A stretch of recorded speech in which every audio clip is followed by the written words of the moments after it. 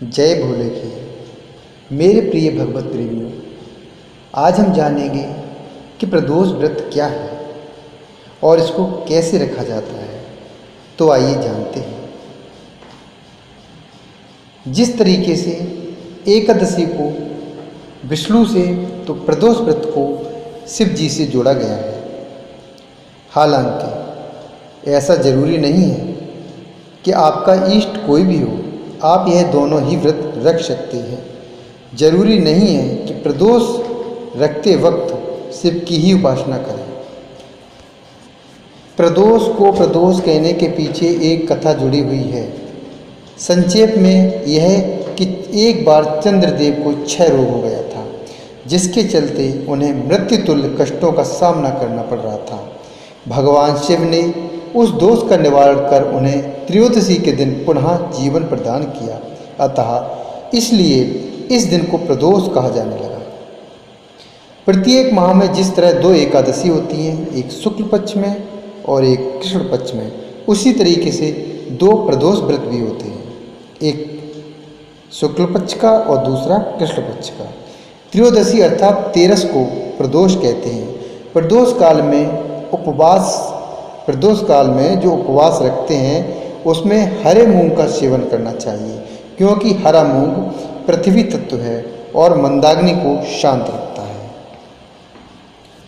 आप जानते हैं प्रदोष व्रत के फल।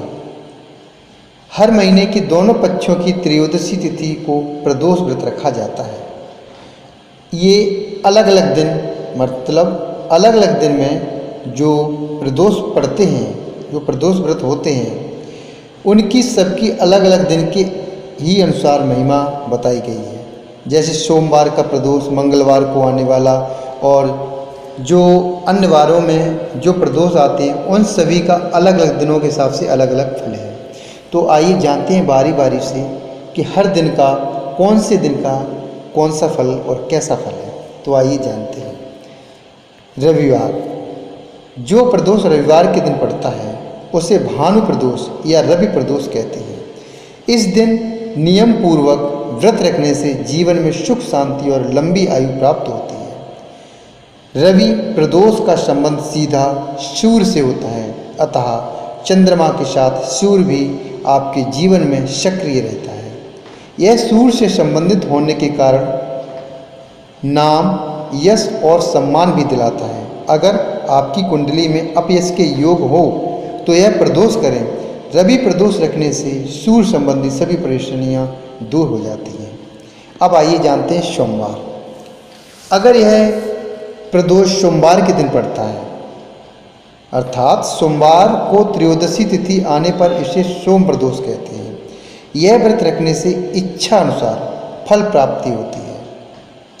जिसका चंद्र खराब असर दे रहा है उनको तो यह प्रदोष जरूर नियम पूर्वक रखना चाहिए, जिससे जीवन में शांति बनी रहेगी। अक्सर लोग संतान प्राप्ति के लिए यह व्रत रखते हैं। मंगलवार को आने वाले इस प्रदोष को भौम प्रदोष भी कहते हैं।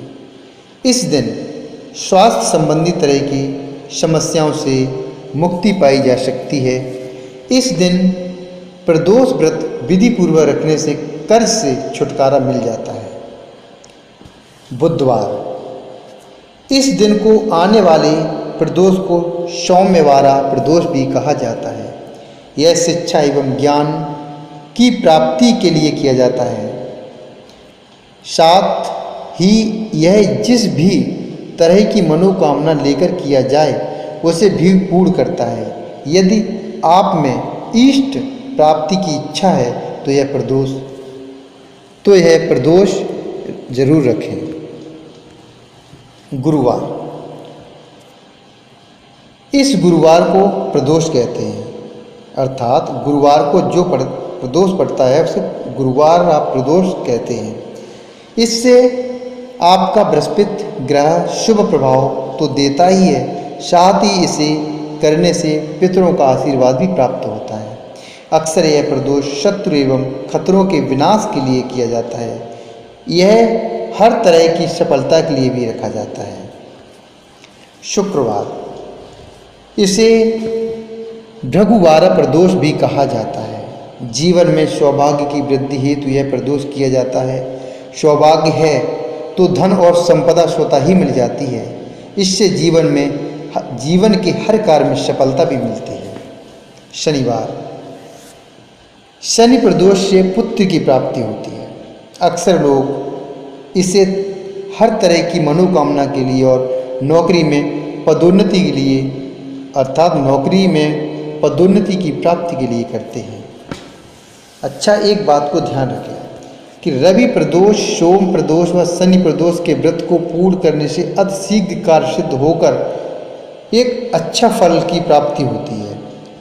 सर्व कार्य सिद्धि हेतु शास्त्रों में कहा गया है कि यदि कोई भी 11 अथवा 1 वर्ष के समस्त त्रयोदशी का व्रत करता है तो उसकी समस्त मनोकामनाएं अवश्य और शीघ्रता पूरी होती है।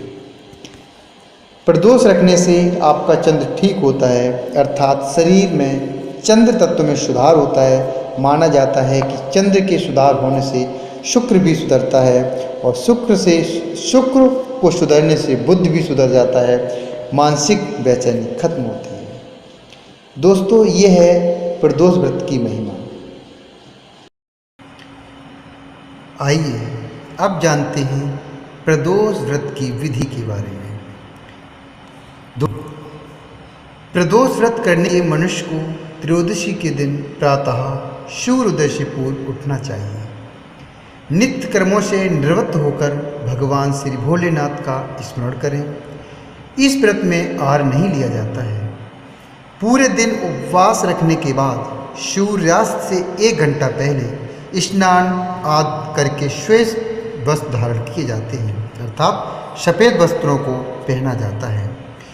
पूजा स्थल को गंगा जल या स्वच्छ जल से पहले शुद्धिकरण कर लें, अर्थात शुद्ध कर लें। 5 रंगों का उपयोग करते हुए रंगोली बनाई जाती है। प्रदोष व्रत की आराधना के लिए कुशा के आसन का ही प्रयोग किया जाता है। इस प्रकार पूजन की तैयारियां करके उत्तर पूर्व दिशा की ओर मुख करके बैठे और भगवान शंकर का पूजन करना चाहिए। पूजन में भगवान शिव के मंत्र ओम नमः शिवाय का जाप करते हुए शिव को जल चढ़ाना चाहिए। इस व्रत में 2 समय भगवान शिव की पूजा की जाती है, एक बार सुबह और एक बार शाम को सूर्यास्त के बाद, यानी कि रात्रि के प्रथम पहर में शाम की इस पूजा का बहुत बड़ा ही महत्व होता है, क्योंकि सूर्यास्त के पश्चात रात्रि के आने से पूर्व का समय प्रदोष के काल कहा जाता है, अर्थात रात्रि के आने से पूर्व का समय जो होता है वो प्रदोष काल कहलाता है। अब आइए जानते हैं प्रदोष व्रत का उद्यापन के बारे में। इस व्रत को 11 या फिर 26 त्रयोदशी तक रखने के बाद व्रत का उद्यापन करना चाहिए। व्रत का उद्यापन त्रयोदशी तिथि पर ही करना चाहिए। उद्यापन से 1 दिन पूर्व श्री गणेश का पूजन किया जाता है। पूर्व रात्रि में कीर्तन करते हुए जागरण किया जाता है। ओम उमा सहित शिवाय नमः मंत्र का 1 माला यानी कि 108 बार जाप करना चाहिए और हवन भी किया जाना चाहिए। हवन में आहुति के लिए खीर का प्रयोग किया जाता है। हवन समाप्त होने के बाद भगवान भोलेनाथ की आरती की जाती है और शांति का पाठ किया जाता है। अंत में 2 ब्राह्मणों को भोजन कराया जाता है और अपने सामर्थ्य अनुसार दान दक्षिणा देकर उनका आशीर्वाद प्राप्त किया जाता है। दोस्तों, इस तरीके से प्रदोष व्रत की पूजा विधि और उद्यापन के बारे में मैंने आपको बताया। अगर दोस्तों ये जानकारी आपको अच्छी लगी हो तो कृपया वीडियो को लाइक करें और हो सके तो शेयर करें और चैनल को सब्सक्राइब करें और साथ ही बेल आइकन का बटन ज़रूर प्रेस कर दें, क्योंकि हम इसी तरीके की वीडियो आप तक लाते हैं। दोस्तों, अगर ये जानकारी आपको अच्छी लगी हो तो कृपया वीडियो को लाइक करें, चैनल को सब्सक्राइब करें, हो सके तो वीडियो को शेयर भी करें।